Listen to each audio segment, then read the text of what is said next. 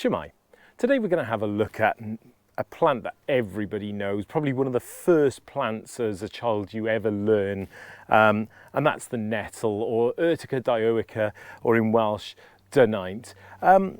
It needs no introduction at all. I mean, it's a tough perennial that forms these large patches like this here, and it grows pretty much everywhere really. It grows in hedges and woodlands and near buildings, wastelands, gardens, and it's quite often seen as a sign that of habitation, of people being around. It likes to grow on nitrogen-rich soil, and it's quite a good indicator that there's high levels of nitrogen in the soil. And there's a lot more to it than just those unpleasant stinging hairs that's all over it, and we're going to find out a little bit more about it now. Nettles can actually grow to quite a considerable size. They can grow up to about 1.5 meters high, about 150 centimetres. And as we've already said, can form these huge patches like this. Now they'll flower between June and August, and you can just start to see these little tufts up on the top like that. And they're small, and they're on these kind of loose, separate spikes. And you get male and female flowers on separate plants. And you get, they're tiny, but sort of 4 greenish little petals like that. And then these flowers will turn into the fruit, which are approximately 1.2 millimeters across. And they're quite small. I don't know if you can see that close up. I mean, nettles are common enough that you'll be able to go out and see them for yourselves. Now the leaves are opposite and pointed, and they've always got this kind of toothed margin like that. You can see that I'm touching the leaves at the moment, but I'm very gentle.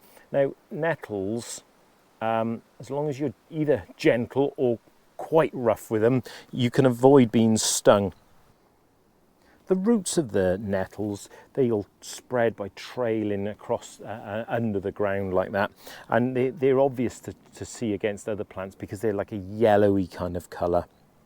And the stem is very notable because it has this kind of 4 angled shape to it. It's not, although from here it looks round, you can see that actually it's got 4 little angles on it. And all over the leaves, all over the stem, it's got these little silica hairs that have the cocktail of poisons in, really, that cause the sting to hurt. And these hairs, you can see, I'm not sure if you can actually see them on this nettle here. I don't know if I can get it close enough. We'll see if we can get close enough to see on the stem, but you might be able to make out those little hairs.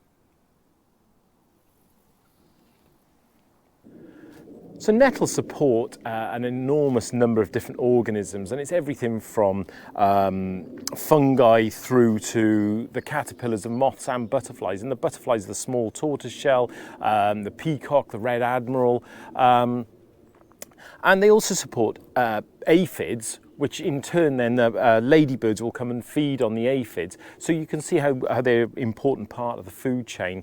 And also, once they go into seed, the seeds are eaten by birds, and there's lots of other things as well. Now, the main thing that we know nettles for are those stinging hairs, and they're silica hairs that contain a cocktail of different things. They've got a range of different things, like I say, like histamines in them, acetylcholine, tartaric acid, and oxalic acid. So it's that kind of combination of different chemicals that give you that sting and that itch and that. And for some people, it can sort of hurt for days and keep returning. But bizarrely, there are people who really enjoy nettles, and there's a World Nettle Eating Championship that takes place annually in Dorset. And apparently there's some kind of technique where you take the leaf and roll it up and pop it in, but we absolutely won't be trying that.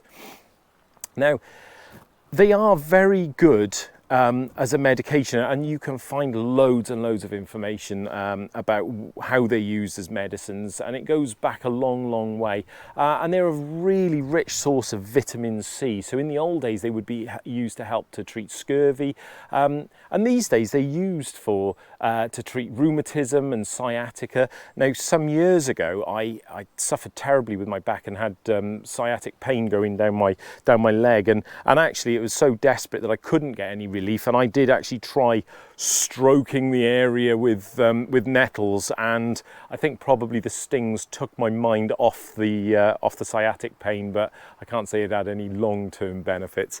They're also rich in iron, so very useful for treating anemia, and you can make a tea out of it for that. And the young fresh leaves are good to eat, obviously not straight off the plant. We're not entering any nettle eating championships here. You need to prepare them first. You need to boil them, and actually you can treat them as you would with spinach and prepare them in the same way. And that cooking, the cooking process will actually destroy the stinging effect of them, so they're perfectly safe then. Also, the roots contain antihistamines, which are good for allergies, and actually have been used to help people with asthma.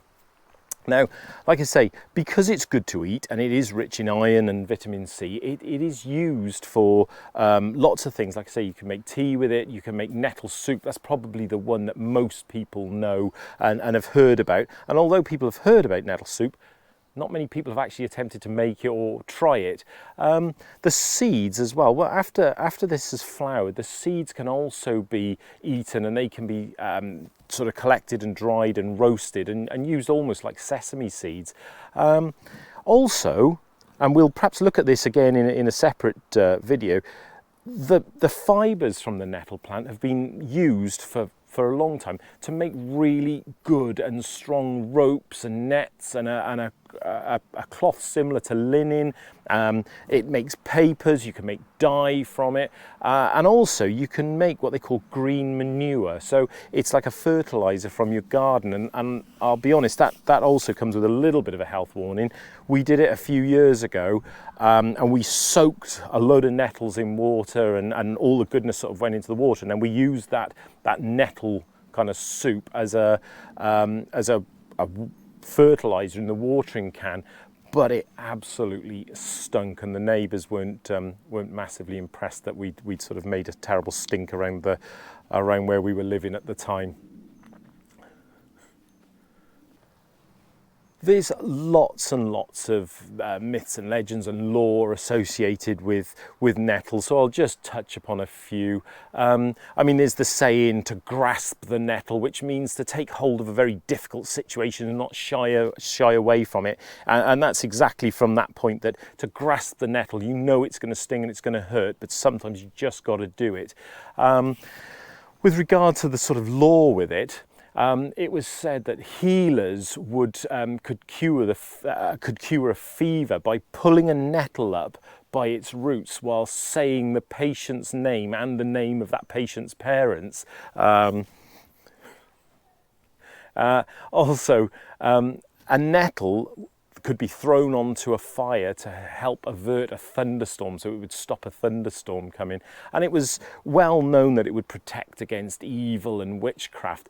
But I've also read that that it's said that the devil himself would use nettles to protect himself. So yeah, interesting that it can sort of protect us from evil, but it was also used by evil as a protection as well. So just interesting.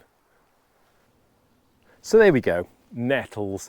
There's so much information about nettles. In fact, as I've been sort of rambling on, I've kind of forgotten a few other things. I mean, things like in medication, it lowers blood pressure and it's good for circulation. It's said to be good for lots of anything to do with your blood and your heart and things. And also, possibly one of the most important things, or not, it apparently makes a very good beer. But I'll be honest, I've never tried it, and maybe one day I'll give it a go. But like I say, nettles is way more to them than just the stings that we're all so familiar with. I'll be honest with you, I'm kind of in this patch here now, and as much as you can see the big load behind me, there's lots at my feet and my legs. Legs have been stung to bits in here since we've been doing this. And we've said before that anytime you find nettles, dock leaves are close by. Now, whether docks work for them or not is for you to decide. I mean, I'm not convinced that docks are the best way forward for nettle stings. I tend to stick to ribwort plantain, but like I say, it's worth a try, I guess. So nettles, you recognise them, hopefully you've learned a bit more about them, and there's probably a lot more that I've not even mentioned. So so there we go. If you go out and find them, just take care not to get stung by them, and good luck.